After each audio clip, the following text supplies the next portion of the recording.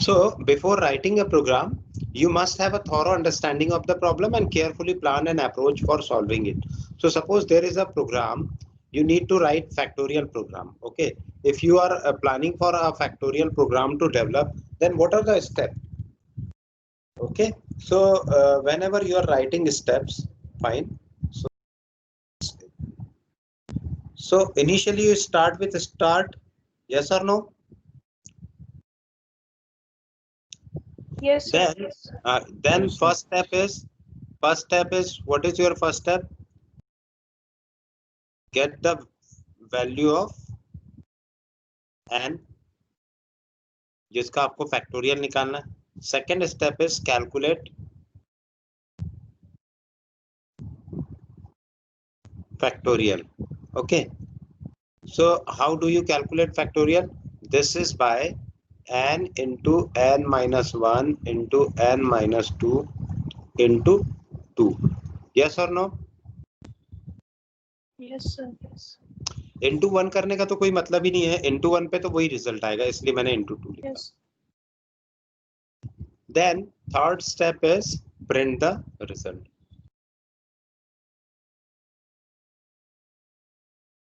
Okay, and finally we will stop our algorithm. So this is our steps to write a program for factorial, and this is pseudocode that how do you go for calculation of this factorial. So ये आपको clear thought है, yes or no? Yes, sir. Okay. And what building blocks are available, you need to know also. What building blocks are available means आपको यदि n की value 4 दी है तो आपको पता है कि 4 into 3 into 2 into 1 करना है. लेकिन 5 दी है तो भी पता है, 6 दी है तो भी पता है. लेकिन आप यदि n की value if you enter n equals to 4, then what will, how do we write this formula? If it is 5, then how do we write the formula? If it is 6, then how do we write the formula? Is there anything, is there any mechanical, is there any mechanism that we need to we use one formula and it will automatically print the value for all the numbers? Okay, so this is our important thing, because in pseudocode or algorithm, this is the algorithm, it is easy to write, but in program this is not like the step. Okay, you need to write something else. Fine. Yes, sir. Okay, so now how do we write algorithm? So you must have idea about the problem. Okay, then hardware is like whether it is short integer, long integer, or double, long double, whatever. So you must know the size, you must know the network, type of network, because we are running in network based compiler. You must have an idea about software, which software you require, and also about storage, who is the user, what is the input. Each and everything you must connect with your problem. Okay, so computing problem all can be solved by executing a series of actions in a specific order. So suppose you want to add two number or whatever program, like in factorial also, if you know the value of n, then only you go for calculating the factorial. But if you don't know the value of n, then how do you calculate the factorial? Yes or no? Okay, so algorithm procedure in terms of action to be executed, whatever action you want to execute. Second thing, the order in which these actions are to be executed. Means if you want to calculate the factorial without knowing n, you won't be able to calculate the factorial. Fine. So you must have an idea about this number, and then only you go for calculating n into n minus 1 into n minus 2 into n minus 3 up to 2. Program control, how do you control? Means up to 2. In mathematics you have read about up to 1, but I am saying that it is up to 2. Fine. So it is up to 2 means I am saving one step. This step I am saving because there is no meaning of multiplied by 1 or multiplied by 0. Fine. So that's why you need to specify the order in which the statements are executed. Then pseudocode. Whatever code I had written, it is example of pseudocode. There is one more example of pseudocode. If you want to add two number, then just this is written. Input two number, accept A and B, C equals to A plus B, print C or print sum equals to C. This is simplest program. Okay. So this is simplest program, and by using this, this is not actually program.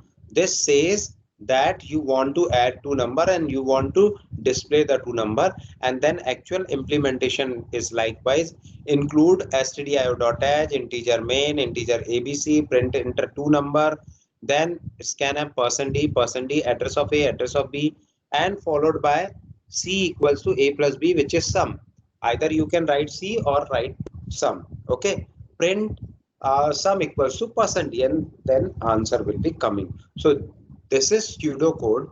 This is pseudocode, and by pseudocode you cannot do anything. But when we use it in action, then it will definitely do. It will perform addition. Okay. Similar to everyday English. Actually, this pseudocode is like English language. Whatever English input two number, anybody can understand that you need two number. Except A and B, it means you are taking A and B. C equals to A plus B, it means whenever you have taken A and B, then it will be added and it will further transfer the result into C. Print sum equals to C, it means whatever result is accumulated in C, it will be printed in the screen. Now, not actually executed on computer. So here you can see that this program is not executable. Yes or no? Yes, sir. If I am writing pseudocode like this, so it is not executable. Only standard practice is required. Help us to think out a program before writing it. Easy to convert it into corresponding C or C++ or Python program, and consists only of executable statement. Okay. So यहाँ पर क्या क्या दिया हुआ है? जैसे input. Input means you want to take input. यहाँ हमने कहीं पर भी main नहीं लिखा है, और यहाँ कहीं पर भी curly braces नहीं लगाए हैं. So only executable statement.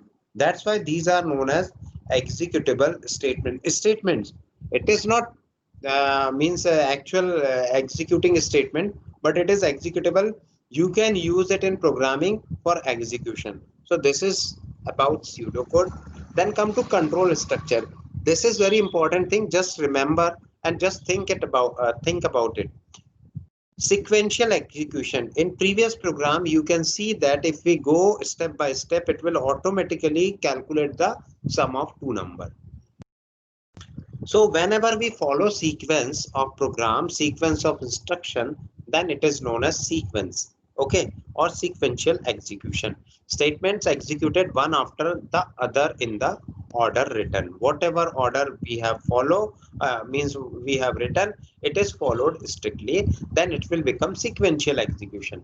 Sometime what happen, there is one statement go to particular level, like here go to sum, it will go to sum. Okay, instead of executing sequential up to certain step, it is executed sequential, and further it will go to the particular label, and again it starts executing. So this is when the next statement executed is not the next one in sequence. Mean, suppose if you have given 1 2 3 4 5 6 7 8 line, and in this 4 line go to statement it is written, and in this 2 line we need to jump.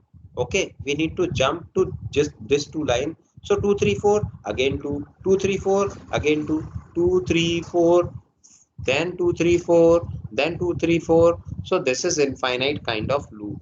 Okay, so this is transfer of control, and remaining statements are also written here. Remaining statements are also written here. Whenever I am exiting from this loop, then only I will start executing remaining 5 6 7 8 9 10th line. Okay, so this is transfer of control. Fine. Then all programs written in terms of 3 control structure. There are 3 control structures. Sequence structure, you know what is the sequence? sequential control is there. Then selection structure. Selection structure means if A is greater than B, it will print this statement, as it will print some other statement. Okay, so if this is true, then this will print it. If this is false, then this will print it. So this is selection of structure. So there are if else and switch case. Okay, so these means 1, 2, 3. So there are three different structure which is used for selection of particular uh, uh, answer. Then repetition structure. So there are while loop, do while loop, and for loop. Okay. So suppose you want to calculate or you want to print particular number from 1, 2, 3, 4, 5 up to 10. So this number is just incremented by 1. So better to write one single line and it will print all the numbers one by one instead of writing printf1, printf2, printf3, printf4, printf4, 5, 6. So there are loopings. Actually, repetition is looping. Okay, so it will loop to particular condition, and it will, whenever this condition satisfies, it will automatically exit from the loop. So this is control structure, about control structure. Now come to flow chart. So flow chart is graphical representation, already told you, and whatever written in this rectangle box. Okay, rectangle box. So where is my pen's cursor? This. Yes. So whenever this rectangle box is used, okay, so this is used for action like A equals to B plus C. Okay, and this is used for input and output, and this is used for terminal, and this is used for decision. Okay, so it says that rectangle symbol indicates any type of action, oval symbol indicates the beginning and end of program or terminal or a section of code, and single entry exit control structure. There are single entry exit like do, while, etc. Connect exit point one control structure for entry point of the next. So control structure stacking makes program easy to build. क्या program को easy to build कर रहा है? Flow chart. Okay, so flow charting is one thing. Then come to if selection structure. So there is one program. In this program, you need to accept 3 marks from teacher, okay, or marks from student, and you need to add all these marks together and find whether the percent is greater than 60 or not. If the percent is greater than 60, regardless of the marks of any other subject, okay, whether it is 0 or whatever, but the sum must be 60%. Okay, then I will declare the student is passed. So how do you write this program for how do you write the program for this particular thing? So let me show you. Okay, there is no meaning of erasing this. Yes, absolutely no reason. So here I am showing you one pseudocode flowchart. Actually, this is our flowchart, and this is used for input. Okay, so there are 3 subjects, and it is also written that there are 3 different conditions. It is also written that you must enter the marks for maths and physics. It must be less than or equals to 0. Okay, so maximum marks is 50, and 50 for maths and physics, and 100 for CSE. So what statement you have started writing? Initially you are taking the number. So printf enter marks of maths, then scan maths. Printf enter marks for physics, then scan physics, and likewise. Then you calculate the percentage. Value of percentage is calculated by maths plus physics plus CSE divided by 2, because we have already 200 marks, so automatically it will calculate the percentage for this. Anyone is having the difficulty in understanding the formula of percentage?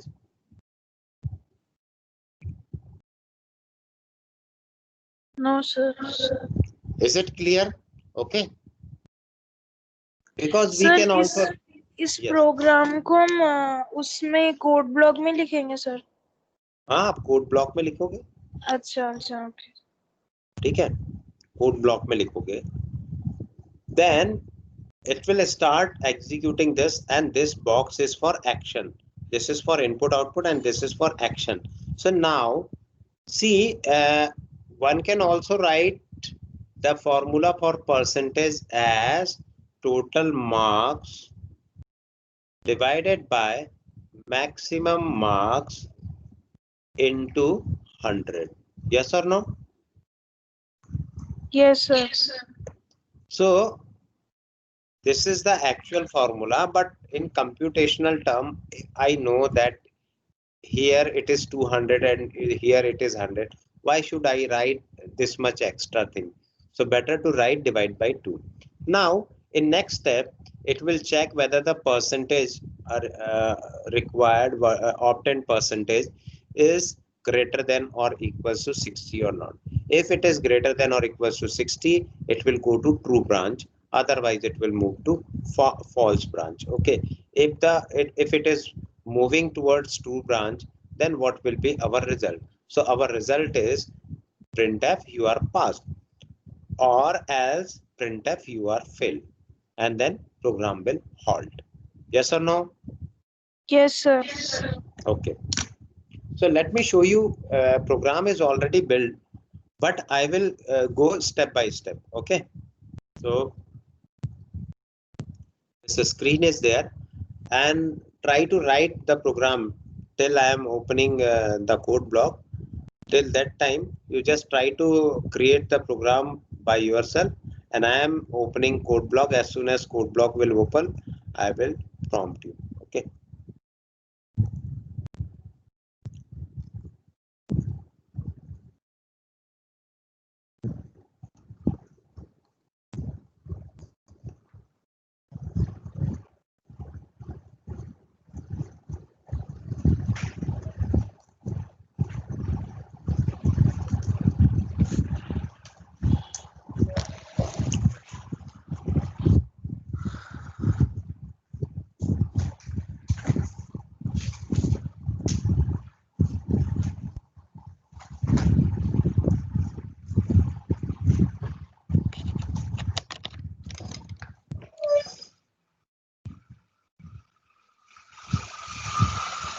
This flowchart is visible or not? Yes, sir. Yes Okay. sir. So based on this flowchart, just create a program, and I am creating. Actually, there are two steps, now. So I want to know. I want to confirm these steps. That's why I am opening the program. I can write also, but it will take time now. So better to, this is average. Average program is not there. Abrupt is also there. Let me open abrupt, then average. So this is average and this is abrupt. Okay, fine. And let me write one more code for you. Yes.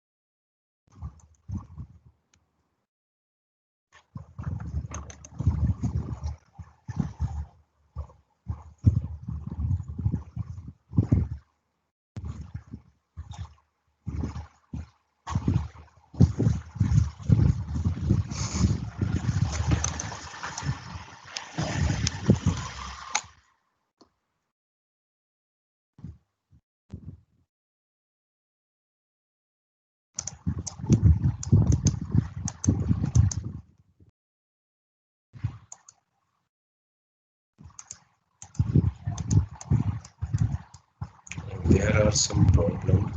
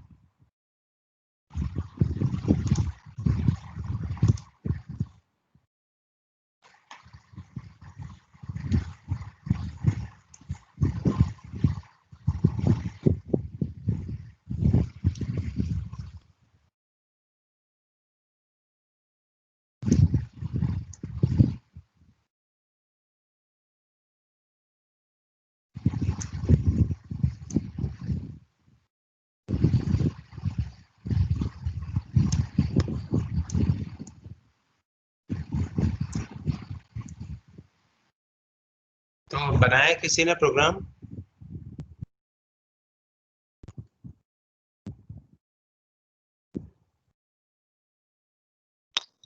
Sir कौन सा? भी जो अभी average calculate करना है आपके अच्छा सामने सर फ्लोचार्ट। बनाना है। तो आप क्या सोच रहे हो कि मैं यहाँ आपको अलग से वो करके दिखाऊंगा? मैं तो आपसे यही बोला ना अच्छा सर मैंने सुना नहीं। अच्छा कि जब तक मैं यहाँ पर हूँ तब तक आप कम से कम ये बना के रखो। तो सबसे पहले मैं एक काम करता हूँ, आप लोगों को इसके इक्विवेलेंट ये प्रोग्राम यहाँ पर बना के दिखा देता हूँ। इस को यहाँ से डिलीट करते हैं और ये पूरे स्टेटमेंट्स को भी नहीं, इसकी तो बहुत जरूरत है, तो इसको भी रहने देते हैं। एक कैसे किया जाए? हाँ, new and this, so control M, control B, this is your flowchart in left hand side, and now I am going to explain the program in right hand side, and then I will show you the program. This much is sufficient. Now this is full screen. Full screen is visible? Yes? Yes sir. Okay. Yes, sir. So initially we start with include.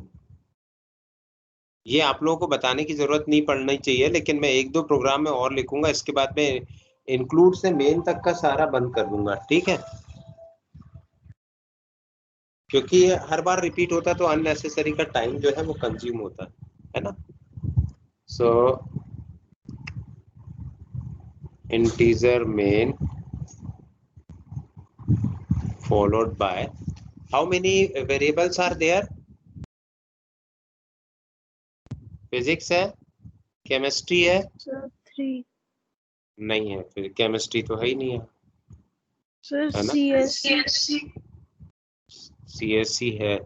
अब ये ना programme CSC वालों के सामने बनाया था, तो extremely sorry आप लोगों के लिए। आप लोग की ब्रांच का कोई भी सब्जेक्ट नहीं डाला इसमें। मैथ्स है, maths, sir physics. Maths, physics और सीएससी। मैं एक काम करता हूँ ना, सीएससी की जगह मैं लिख लेता हूँ, क्या लिखूं बताओ आप लोग? और कोई सब्जेक्ट लिखते हैं? Sir chemistry. केमिस्ट्री तो बेसिक साइंस का हो गया, कोई इंजीनियरिंग सब्जेक्ट लिखा जाए। बीएमई लिख लूं? अब मैंने बीएमई लिख लिया, ठीक है? देन टोटल, इसकी वैसे जरूरत नहीं पड़ने दूंगा, लेकिन फिर भी लिख दिया। Then percent, okay. अब मैंने यहाँ पहला स्टेटमेंट क्या लिखा है? Print enter marks, okay. So मैं प्रिंट एफ करवाता हूँ, print F slash N enter marks for physics less than 50, okay. Then scanf %d address of physics. मैंने मैथ्स के तो करवा ही नहीं है एंटर, तो मैथ्स के भी करवा देता हूँ, slash N enter marks for maths, okay, less than 50। ये दो सब्जेक्ट है जो कोर नहीं है, तो इसलिए इनके मार्क्स हमारे क्या आने चाहिए? 50 से कम हम वो करवाएंगे। Scanf %d address of maths, then printf, ये हमारा कोर सब्जेक्ट आ गया, slash N enter marks for BME less than और इक्वल्स टू 100। अब हमने इसके बाद स्कैनएफ किया, scanf %d address of BME, okay. यहाँ तक तो कोई प्रॉब्लम ही नहीं है। प्रिंट एफ कर रहे हैं, स्कैन एफ कर रहे हैं, या तो एक ही बार लिख देते हैं भैया मार्क्स, इसके भी एंटर करो, इसके भी एंटर करो, इसके भी एंटर करो, and then finally it will accept the marks. But problem is that I need to show the clear message to the user that the marks in maths must be, means maximum marks in maths is 50 and in physics it is 50. And in case of BME it is 100. Okay. Now come to next step. Either you write total equals to whatever you want to write, okay, or just 1 second. So many calls. Whenever I am free, no one is calling me, and whenever I am going to teach you, I don't know. आप लोगों में से कोई आपका friend तो नहीं है जो कॉल करता हो कि जैसे ही सर पढ़ाना स्टार्ट करे कॉल करना शुरू कर दो? नहीं ना? Okay, then thank you. नहीं तो मुझे तो यही लगता है कि भाई क्या होता है जैसे ही मैं पढ़ाता हूँ, and literally it is true, you आप मेरे साथ रहोगे तो आपको पता लग जाएगा कि मेरे को कोई कॉल नहीं आते जब मैं फ्री हूँ। यदि 4 घंटे भी फ्री हूँ ना तो 4 घंटे भी कोई कॉल नहीं आएगा, लेकिन जैसे ही क्लास लेता हूँ क्लास लेने के 5 मिनट के अंदर कॉल आने शुरू होते हैं। Okay, so not an issue. और गलती मेरे से ये हो जाती कि मैं उसको साइलेंट मोड पे नहीं करता हूँ, अब साइलेंट मोड पे कर दिया। फाइन।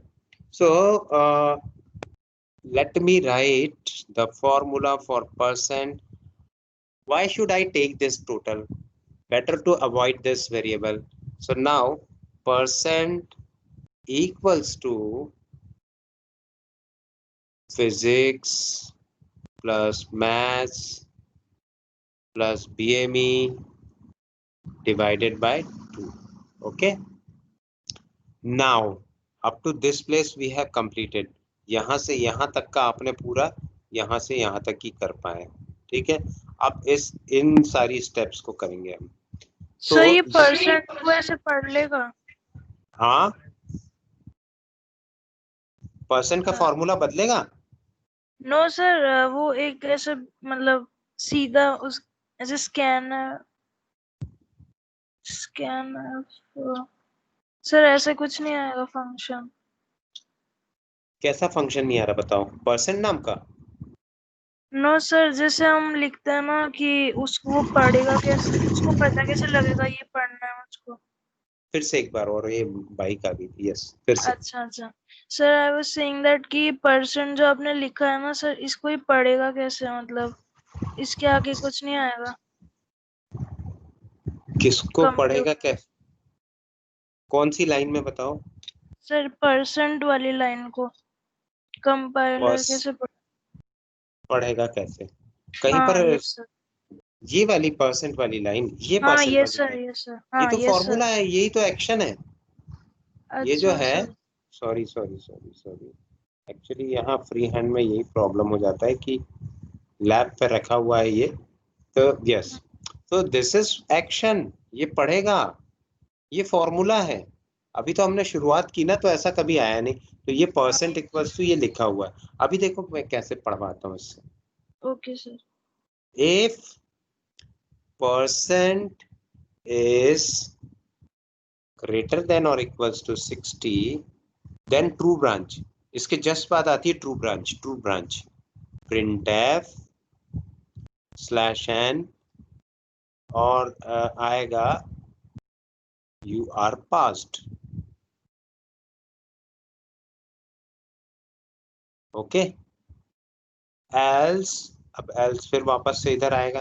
देखो मैंने इतना स्पेस दिया है, टैब दिया है ना, और इसके बाद इसमें तो खैर टैब नहीं है, लेकिन यहाँ पर मैंने टैब दिया है, और फिर else इसके अलाइनमेंट में आ गया। तो else अब मुझे फिर printf देना है, तो printf /n you are fail। okay, and then return 0 and finally this program ends। तो इस प्रोग्राम के लॉजिक में आपको कहीं कोई डिफिकल्टी नजर आई? No sir, it's very simple. Percent आपने यहाँ ये परसेंट का यूज, जो यहाँ पर ये परसेंट दिखाई दे रहा है ना, इस परसेंट का यूज आपने यहाँ पर कर लिया, करेक्ट? हाँ yes sir. Okay, so this is formula like C equals to A plus B हम यूज करते हैं जैसे समेशन के लिए, वैसे यहाँ पर हमने फॉर्मूला यूज कर लिया है और ये बिल्कुल जैसे जैसा फ्लो चार्ट में लिखा है वैसे वैसे ही मैंने लिखा है, बस ये पैरेलल लिखा है। यहाँ पर ट्रू और फॉल्स के नीचे लिखा, ट्रू के नीचे क्या लिखा, ट्रू के नीचे सीधे प्रिंट यू आर पास, और फॉल्स के नीचे क्या लिखा, प्रिंट यू आर फेल्ड, तो फॉल्स के नीचे मैंने लिखा print you are failed. Okay, अब मैं आप लोगों को कोड ब्लॉक में कोड दिखाता हूँ।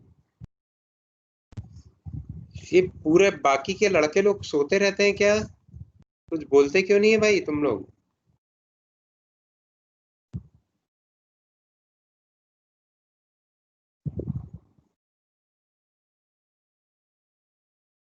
ये मैंने कोड लिखा, यही कोड मैंने आपको बताया था। अब यहाँ पर मैंने क्या कर दिया, BME कर दिया है, क्योंकि इतना तो मुझे करना ही चाहिए, नहीं तो बच्चे लोग जो है वो मेरी बात सुनेंगे ही नहीं, है ना, समझेंगे कि सर तो किसी और को ही पढ़ाते हैं।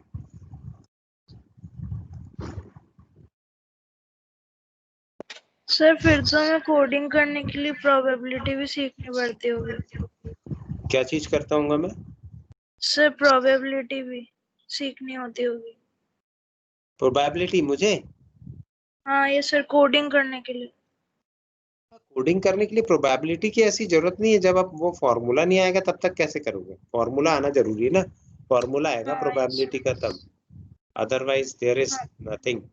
ओके, हाँ, सो यहाँ मैंने ये प्रोग्राम बनाया है कि maximum marks is 50, maximum marks is 50।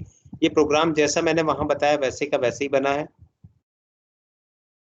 Yes sir. वही सारे स्टेटमेंट है, थोड़ा सा एक दो प्रिंटफ के अंदर डबल कोट के अंदर पर थोड़ा बहुत अलग लिखा होगा, लेकिन सीक्वेंस वही है। यस और no? Yes sir. Okay, so let me run this program. क्या बोला इसने? Undeclared C। ओ, एक्चुअली इसकी तो जरूरत ही नहीं थी मुझे।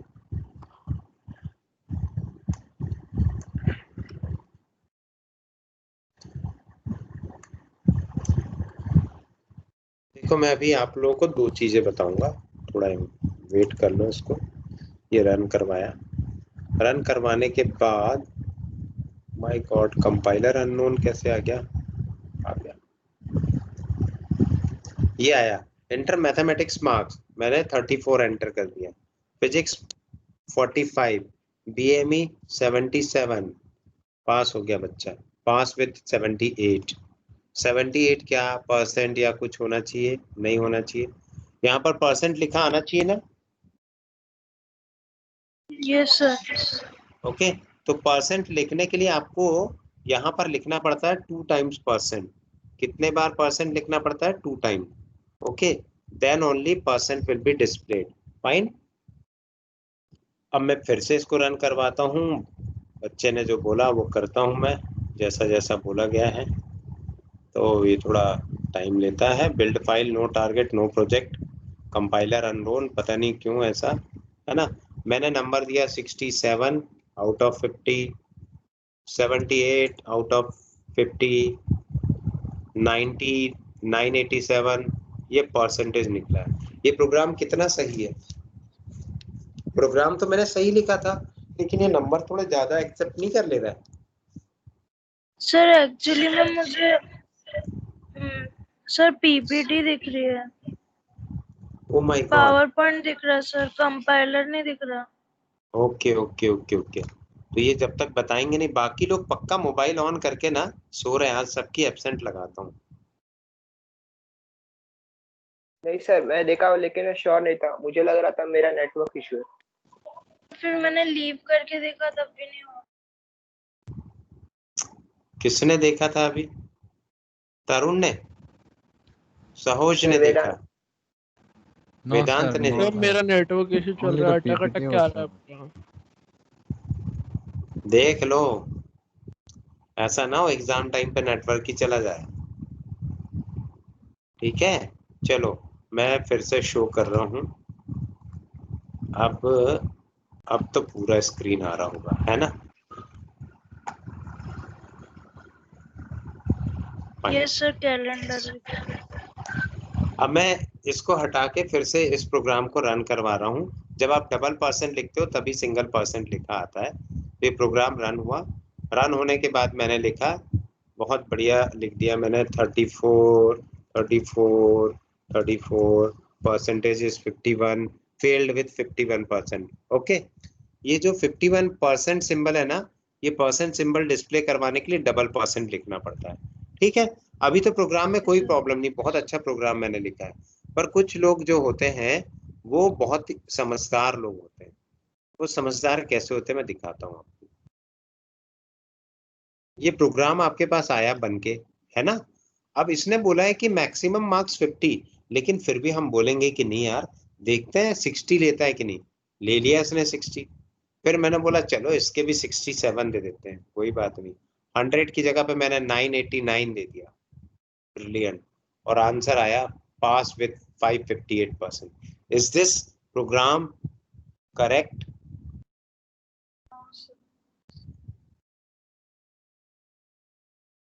No sir. Program is No, sir. Correct, program is correct, but program is buggy, क्योंकि परसेंटेज तो वो कैलकुलेट सही सही करके दे रहा है ना आपको। अच्छा अच्छा। तो इस बग को हटाने के लिए हमको क्या करना पड़ेगा बताओ, कि कोई भी यूजर जो है वो 50 से ज्यादा मार्क्स एंटर ही ना कर पाए। कोई भी यूजर 50 से ज्यादा मार्क्स एंटर ही ना कर पाए, और कोई भी यूजर 100 से ज्यादा मार्क्स एंटर ही ना कर पाए। Sir condition. कंडीशन लगाएंगे हम आज। क्या कंडीशन लगाएंगे? देखो देखो, अभी हमारे पास एक इफ सबने देख लिया है, इस इफ को सबने देख लिया ना, ये वाले इफ को सभी ने देखा, यस और नो? अब सॉरी, ये परसेंटेज लगाने से प्रॉब्लम Yes, कर sir. रहा है। हाँ, ये इफ तो सभी ने देखा है, ये सिंगल इफ का एग्जांपल था। और इफ एल्स भी यहाँ पर देख लिया आप लोगों ने। इसमें क्या लिखा हुआ है? इफ एल्स दोनों ब्रांच बनी हुई है, ये हमारे पास सिंगल है। अब मैं देखो इफ के अंदर इफ बताऊंगा, है ना। इफ के अंदर इफ इनसाइड इफ। तो ध्यान से देखते जाना। रिटर्न हमारा लास्ट स्टेटमेंट है, तो रिटर्न से हमको कोई मतलब नहीं है, ये पूरा स्टेटमेंट एग्जीक्यूट होना चाहिए। यदि पहले ही मैं रोक दूं यूजर को कि भैया नहीं, you have entered wrong number, you have entered illegal number, तो वो अपने आप ही प्रोग्राम से बाहर निकल जाएगा। तो प्रोग्राम से कैसे बाहर निकालना देखो, मैंने लिखा if maths is greater than or equals to 50, नहीं 50 के बराबर तो चलेगा, ग्रेटर नहीं होना चाहिए। अब कुछ ऐसे नमूने भी होंगे जो माइनस में मार्क्स देंगे, यस और नो? Yes sir. और then also I need to write this double line is known as और, या तो ये या तो ये, ठीक है। तो अब मुझे लिखना maths is less than 0। Equals to 0 fail हो सकता है, 0 मार्क्स मिल सकते हैं, लेकिन माइनस मार्क्स नहीं मिलेंगे, ठीक है। ये दोनों कंडीशन यदि ट्रू होती है तो वो प्रिंट करेगा क्या प्रिंट करेगा? कि illegal input, legal input user को ये प्रॉम्प्ट कर देगा, यस और नो? अच्छा लगा आपको? Yes sir. और लिखना है इसके आगे, इलीगल इनपुट के आगे लिखना है marks must be between 0 to 50। ये मैंने लिख दिया है एक। अब इसकी एल्स ब्रांच कहाँ जाएगी? एल्स ब्रांच जाएगी, अब मैं लिखूंगा एल्स, ओके। एल्स के बाद एक्चुअली एल्स के अंदर ही ये सारी चीजें आएंगी। यदि ये कंडीशन सही होती है तभी वो बाकी के स्टेटमेंट एग्जीक्यूट करे, ओके। यदि ये कंडीशन सही होती है तभी वो बाकी के स्टेटमेंट एग्जीक्यूट करेगा। ये मैंने एल्स के लिए बनाया, कंट्रोल जेड, एक सेकेंड। इसमें कंट्रोल जेड नहीं होता है, क्या बात है? ये एल्स है, ठीक है। अब एल्स में सारे स्टेटमेंट ये वाले पूरे के पूरे एग्जीक्यूट होंगे, पूरे स्टेटमेंट्स एग्जीक्यूट होंगे। हमने इसको एल्स के अंदर डाल दिया। ठीक है, ये पूरे स्टेटमेंट एल्स के अंदर आ गए, क्योंकि यदि सही है तो वो एग्जीक्यूट होगा, और गलत है तभी, गलत है मतलब ये स्टेटमेंट यदि यदि गलती करता है, गलती करना सही पाया जाता है, तो that will not be executed, but if it is correct then it will execute. तो यहाँ पर आपको समझ में आ गई बात? सर पर हमने इफ तो मैथ्स के लिए लिखा है ना सर, फिर वो मैकेनिकल और फिजिक्स के लिए। बेटा मैथ्स देखो यहाँ पर क्या हो रहा है मैं बता रहा हूँ, लिखा अभी भी मैथ्स के लिए ही है, बिल्कुल बाकी चीजों के लिए नहीं लिखा है। लेकिन मैथ्स में यदि ये कंडीशन ट्रू हो जाती तो ये लूप बाहर हो जाना चाहिए, और यदि फॉल्स होती है तभी वो इसके अंदर जाएगा। अभी आपके लिए दूसरी प्रॉब्लम है ना, ये मैंने झूठ यस से सर। सच, यानी कि फॉल्स वाली कंडीशन, नमूने वाली कंडीशन से मैं यहाँ पर कर रहा हूँ। आप लोगों को एक्चुअल कंडीशन, यानी if the marks is between 0 and 50, ये वाला आपको बनाना है, इसके अपोजिट एक प्रोग्राम बनाना है। ठीक है, सेम कंडीशन जो बंदा है, सेम कंडीशन जो बंदा है वो कहाँ कर सकता है? फिजिक्स में भी कर सकता है। तो मैं इसके अंदर इसको यस पेस्ट कर देता हूँ, ये मैंने कर दिया पेस्ट, और ये हो गया इसका इफ, है ना। मैथ्स के बाद वाले स्टेटमेंट में भी ये प्रॉब्लम कर सकता है, तो प्रिंट कर दिया। अब मैं इसकी एल्स ब्रांच निकालता हूँ, एल्स एल्स किया, लेकिन ये एल्स इसके लाइन में आना चाहिए, ये एल्स हो गया।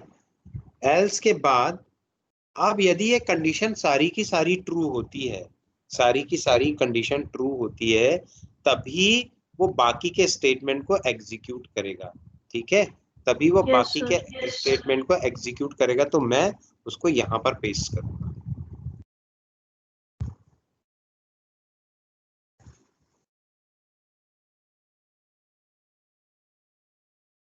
अब ये वाला एल्स भी हो गया, ये वाले एल्स का ये है।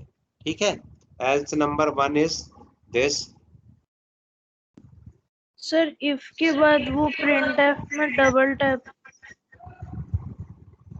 इफ के बाद प्रिंटफ में डबल, यहाँ पर नो सर, वहाँ ऊपर यहाँ और यहाँ नीचे भी। एल्स पे ना, हाँ। ठीक है। और ये तो अलग ही ब्रांच चल रही है, तो इसको छोड़ दो। अच्छा। और मैथ्स तो एक्शन चल रहा है, तो इसको भी छोड़ दो। लेकिन ये आएंगे पूरे इसी के अंदर, है ना। मतलब ये ब्यूटीफाई इसलिए कर रहा हूँ कि आप लोग समझ जाओ कि कहाँ से कहाँ तक कोड में क्या चेंजेस ला रहे हैं।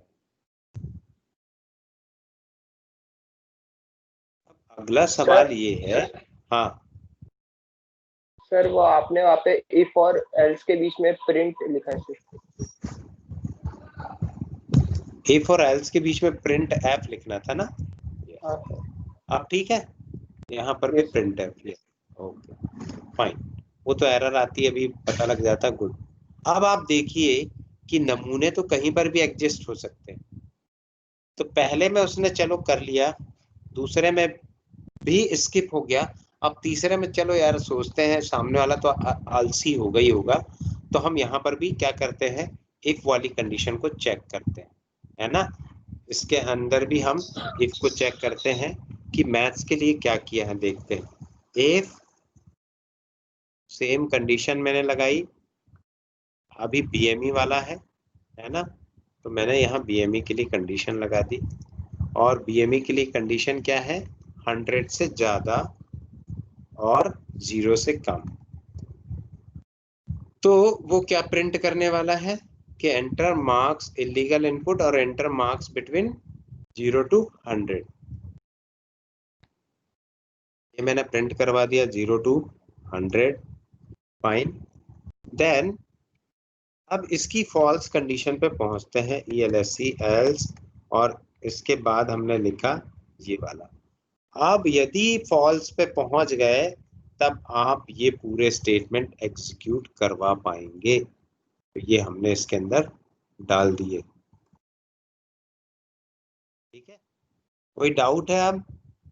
Sir I have a doubt. Yes, sir इसमें ना जब आपने फिजिक्स का लिखा तो सर उसपे इफ में मैथ्स क्यों लिखा है सर, ना तो फिजिक्स आना चाहिए ना।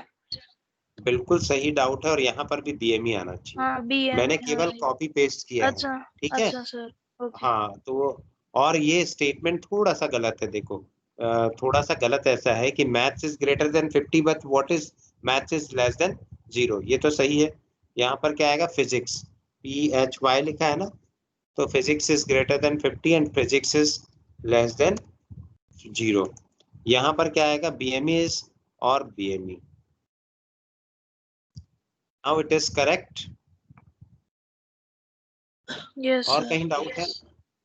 तो ये प्रोग्राम का ब्यूटिफिकेशन किया हुआ है हमने, और ऐसा करते हैं कि कुछ लाइंस जो है वो डिलीट कर देते हैं ताकि थोड़ा सा अच्छा लगे आपको। ये देखो बाहर वाला इफ जो है, जैसे ही मैं इसको सेलेक्ट करता हूं तो ऊपर साइड में जो एल्स के नीचे दिख रहा है वो ग्लो कर रहा है, यस और नो? Yes sir. फिर सर, इसके नीचे वाले में ये वाला, हाँ सर कहाँ पे? देखो आप, ये मेन प्रोग्राम लिखा है मैंने, है ना। मैंने सबसे नीचे वाले करली ब्रेस को वो किया है, क्लिक किया है। तो आप देखोगे जैसे ही मैं इसको क्लिक करूंगा ना तो ऊपर वाला ये ग्लो करेगा, और मैं ये इस माइनस को दबाऊंगा तो पूरा प्रोग्राम बंद हो जाएगा। सिमिलरली इस एल्स की ब्रांच को दबाऊंगा तो ये एल्स से पूरा बंद होगा, फिर इस एल्स को दबाऊंगा तो इसके बाद वाला बंद होगा, और इसको दबाऊंगा तो इससे साबित ये होता है, इससे प्रूफ ये होता है कि आपने सही प्रोग्रामिंग की है, ठीक है। Okay sir. तो अब इस प्रोग्राम को रन करके देखें।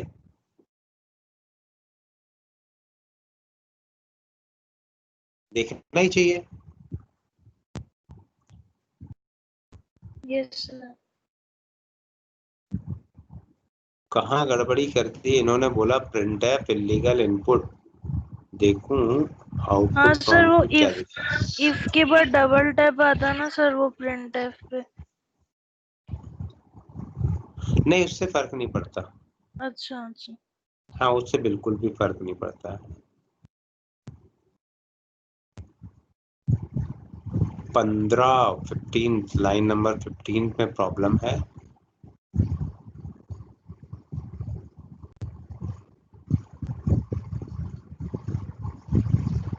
ओके, आपने गौर किया क्या क्या बड़ी मिस्टेक हुई है? किसी ने भी नहीं देखा होगा। ये मिस्टेक हुई है करली ब्रेसेस की। करली ब्रेसेस नहीं लिखते प्रिंटफ में, प्रिंटफ में हम क्या लिखते हैं, पैरेंथेसिस, हाँ yes sir. Yes sir. Yes sir. है ना।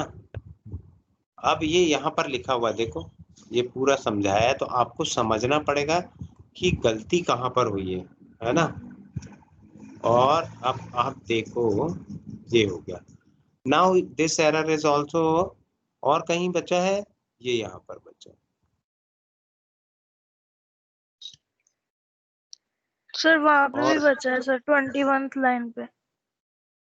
21st लाइन पे लेफ्ट हैंड पे, यस, ये भी हो गया। और कहीं? ठीक, चलो अब रन करके देखते हैं।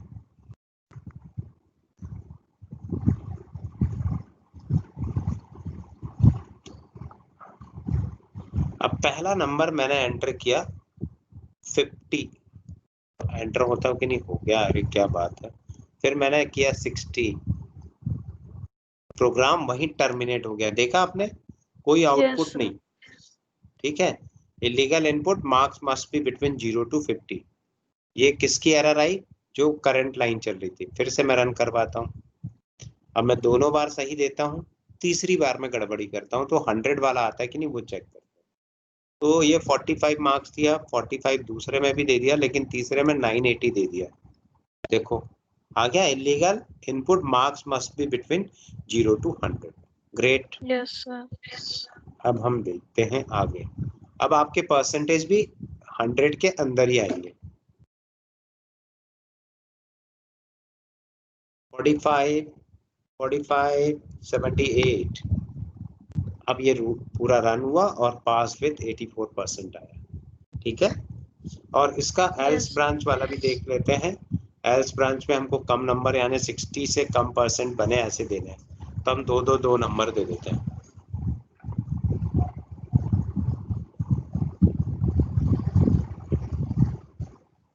इसको दिया 3 मार्क्स, इसको दिया 4 मार्क्स, इसको दिया 5 मार्क्स। ये फेल विथ 6%। क्लियर है अब? Yes sir. अब देखो, यदि मैं ये कर्ली ब्रेसेस ना लगाऊं, ठीक है, ये कर्ली ब्रेसेस को ना लगाऊं, तो मेरा प्रोग्राम किस तरह से दिखता है। ये प्रोग्राम बना, सारे कर्ली ब्रेसेस हटे हुए हैं और इसमें less than, equals to, greater than वगैरह सब लिखा हुआ है। ठीक है, मैं बस एक काम करता हूँ कि प्रिंटफ के आगे /n लगा लेता हूँ सारे प्रिंटफ में, और फिर इसका आउटपुट जरा देखना, बहुत ही मजेदार। क्योंकि कई लोग का ये डाउट रहता है कि कर्ली ब्रेसेस क्यों, वाई। कर्ली ब्रेसेस, हाँ, ये जो मैंने क्या बोलते हैं एल्स के बाद कर्ली ब्रेसेस लगाए क्यों। ठीक है, तो अब हम इसको रन करते हैं। सारी बात बोलेगा ये प्रोग्राम, सब कुछ करेगा, लेकिन आउटपुट बहुत ही अजीब आएगा। जैसे मैंने 67 डाला तो ये बोलेगा इलीगल, लेकिन अगला इनपुट भी करवाएगा। ठीक है, फिर मैंने 65 डाला, फिर से बोलेगा इलीगल है, अब अगला भी इनपुट करवा लेगा। मान लो मैंने डाला 9987, इसको भी बोलेगा इलीगल, लेकिन इसके बाद क्या बताएगा, illegal input, pass with 599% and fail with 599%। दोनों स्टेटमेंट बता रहा हूँ। Yes sir. है कि नहीं? तो इसलिए आपको श्योर रहना चाहिए। और इफ की ब्रांचिंग जो है, इफ की जो ब्रांचिंग है वो बड़ी ऐसी, यहाँ पर हम 3 स्टेटमेंट के लिए देख रहे हैं। इफ के अंदर इफ आ रहा है, उसके अंदर फिर इफ आ रहा है, फिर उसके एल्स आ रहे हैं, उनके कर्ली ब्रेसेस को संभालो, फिर ये बाहर वाले के कर्ली ब्रेसेस को संभालो, फिर इसके बाहर वाले को संभालो। तो इसमें कंफ्यूजन होने के चांसेस बढ़ जाते हैं। ओके, तो इस कंफ्यूजन को निपटने के लिए कल हम जो प्रोग्राम देखेंगे वो इस कंफ्यूजन को निपटाएगा, इस कंफ्यूजन को क्लियर करेगा। और इस कंफ्यूजन को क्लियर करने के लिए कल हम एक प्रोग्राम देखेंगे, वैसे 2 प्रोग्राम देखेंगे, एक स्विच केस का देखेंगे और एक इसी से रिलेटेड कुछ स्विच और केस करेंगे। ठीक है, तो ये प्रोग्राम Okay, आपको समझ में आ गया कैसे बनाते हैं? Yes sir. सहज Yes, sir. yes, I must know that only Mahima is not a student, others are also a student. Okay, Yes, sir. Yes, sir. Vagish, Sir. आप हो यहाँ पर? Yes sir. वागीश की जगह पे आउटपुट तो कहीं से और से आ रहा है, नवीन की तरफ से आ रहा है। Okay. Yes, sir. Yes. So let me finish now. And Raghav has written, sir, हमारा माइक तो चल रहा है। Okay, great. सर नहीं चल रहा। माइक तो चल नहीं रहा, माइक तो चल नहीं रहा। Okay, correct. तो ये यहाँ पर मीटिंग चैट में आ गया। और इसके बाद आपका और कोई डाउट है आप लोगों को? No sir. Sir. Okay, so let me download your attendance and thank you very much. I think if is completed, if then else is very easily understandable to you, and later on we will see the case switch. Okay, so thank you. Okay. Have a nice day. Have a nice time. Thank you sir. Thank you, sir. Thank you. Thank you. Thank you. Thank you.